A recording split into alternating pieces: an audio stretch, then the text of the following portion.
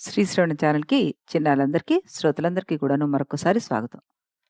మనం నిన్నటి కథలో రఘువంశంలో కుశుడు ఏ విధంగా అయోధ్య నగరాన్ని మళ్ళీ బాగు చేసి తాను అందులోకి ప్రవేశించాడు అన్నది చెప్పుకుంటూ వస్తున్నాం. ఆ తర్వాత ప్రకృతి కూడా ఎండాకాలంలోకి ఏ విధంగా మారింది శీతల నుంచి అన్నది కూడా చెప్పుకుంటూ మనం ఆపుకున్నాం. దాన్ని ప్రణయ కలహంతో వేరుబడి పశ్చాత్తాపం గురి అయిన దంపతులతోటి ఆయన పోల్చి చెప్పారు. ఉద్యానాలలో సాయం వేళ సువాసనలు వెదజల్లుతూ విచ్చిన మల్లె మొగ్గలపై ఝూంకరిస్తూ ఒండొంటి మీదుగా కాలు మోపి తుమ్మెద ఆ మొక్కలను లెక్కిస్తోందా అన్నట్లు గోచరించిందట. ఆ మండు వేసవిలో సంపన్నులు యంత్రధారా గృహాల్లో చల్లని జలధారల మధ్య చందనోదకమైన క్షళితమైన మణిమయ శిలలను అధిష్ఠించి ఎండవేడిమి నుంచి తప్పించుకుంటున్నారు అంటూ అప్పుడు కట్టడాల గురించి కూడాను ఆయన ఇందులో ప్రస్తావించేశారు. వసంతుడు వెళ్ళిపోవడంతోటి బలహీనుడైన మన్మధుడు సాయం వేళల్లో స్నానమాడి ధూపంతో తడియార్చుకుని మల్లెలు తురిమిన మగువల కేశపాశాల సాయంతో మళ్ళీ బలం పుంజుకుంటున్నాడు అంటూ మళ్ళీ ఇక్కడ ఒక ఉపమానం వేశారు. తర్వాత ఏమన్నారు? పుప్పొడి క్రమ్మిన పొడవైన ఏరుమద్ది పూరెమ్మ మన్మధుని శరీరాన్ని దహించి కూడా తీరని రోషంతోటి శివుడు ఖండించిన అతని అల్లెత్రాడులాగా శోభిల్లింది అన్నారు. తర్వాత వేసవికాలం మామిడి చివుళ్ళను, మాగిన కళ్ళును, అప్పుడే పూచిన కల్లిగొట్టు పూలను మనోజ్ఞమైన గంధంతోటి నింపి కాముకల్లోని తాపాది దోషాలన్నిటినీ తొలగించేసింది అంటూ ఆ ఎండ గురించి, అయోధ్య నగరంలో ఎండ గురించి ఆయన చెప్పుకుంటూ వస్తున్నారు.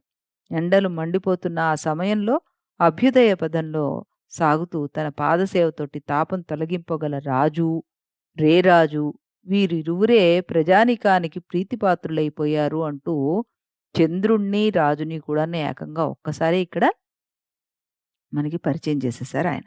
అయితే ఇదిలా ఉండగా నదీ తీరంలో ఈ జలక్రీడలు ఆడాలనే కోరిక ఆయనకి కలిగిందిట.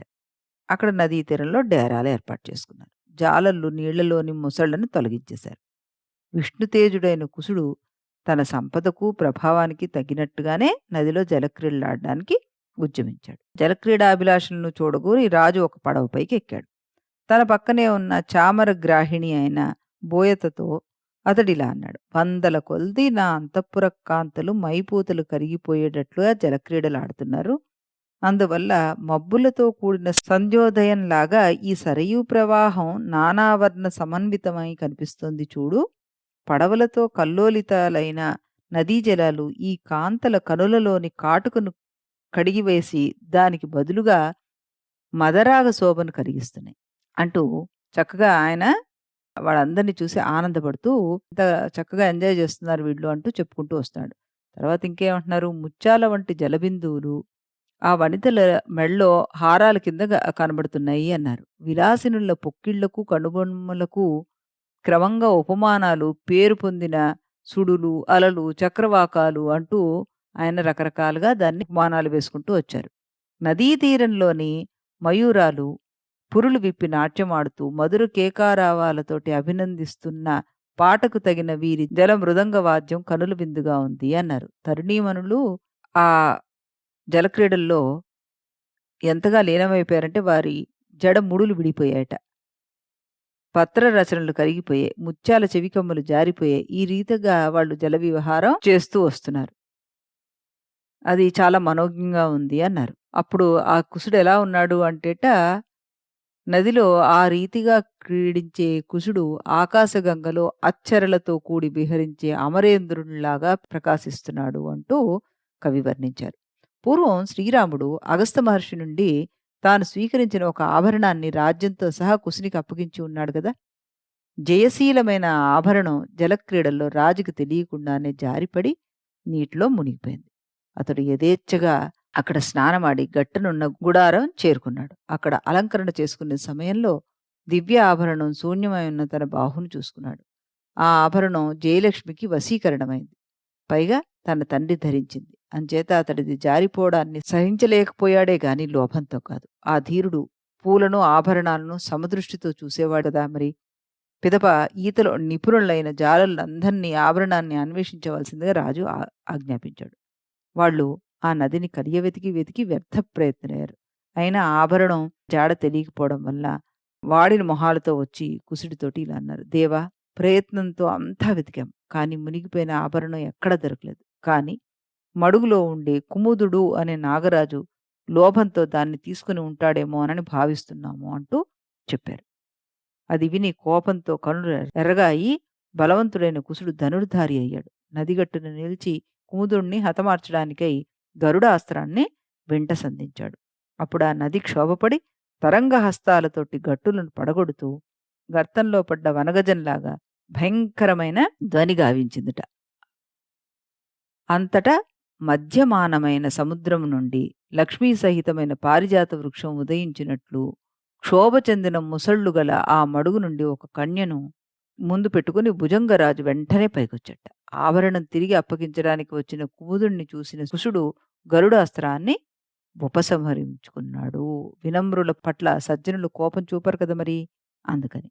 గరుడాస్త్ర మహిమ తెలిసిన కుముదుడు త్రిలోకనాథుడైన రాముని కుమారుడు, శత్రు నిగ్రహ నిపుణుడు, మూర్ధాభిషిక్తుడు అయిన కుశుని ఎదుట మహోన్నతమైన తన శిరస్సు వంచి వందనం చేసి ఇలా అన్నాడు. ఏమని?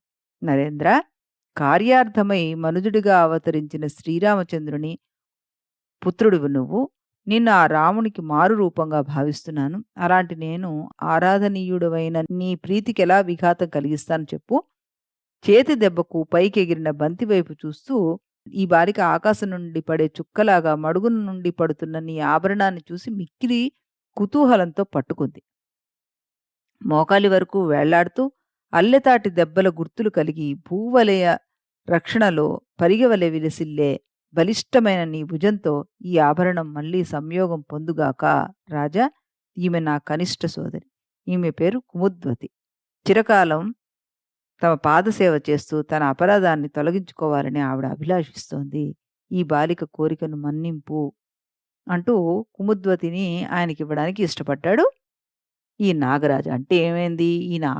ఈయన ఆభరణం కాస్త నదిలో పడిపోయింది. దాన్ని వెతికించడానికి అనేక మందిని ఈతగాళ్ళని అందరినీ పంపిస్తే వాళ్ళు ఉట్టి చేతులతో వచ్చారు. వచ్చి ఆయనకొక రహస్యం ఏం చెప్పారు? ఇందులోపల ఎవరున్నారు? కుముదుడు అనే ఒక నాగరాజు ఉన్నాడు. బహుశా అతను తీసుంటాడేమో మీది. అందుకే మేము ఎక్కడ వెతికినా కనబడలేదు అని చెప్పారు. అప్పుడు ఆయన కోపం వచ్చి ఆ కుముదుడి మీదకి గరుడ అస్త్రాన్ని సంధించడానికి ఉద్యుక్తుడవ్వగానే ఈ నదీమ తల్లి సరయూ నది ఏం చేసింది? అమ్మో! నా దాంట్లో బాణం విసురుతున్నాడేమిటి ఈయన అని చెప్పి ఆ కుముదుడినే పైకి పంపించే ప్రయత్నం చేస్తే కుముదుడు ఆ గరుడాస్త్రానికి భయపడి పైకి వచ్చి తనతో పాటు ఒక చిన్న అమ్మాయిని తీసుకొచ్చాడు. ఆ అమ్మాయి పేరు కుముద్వతి.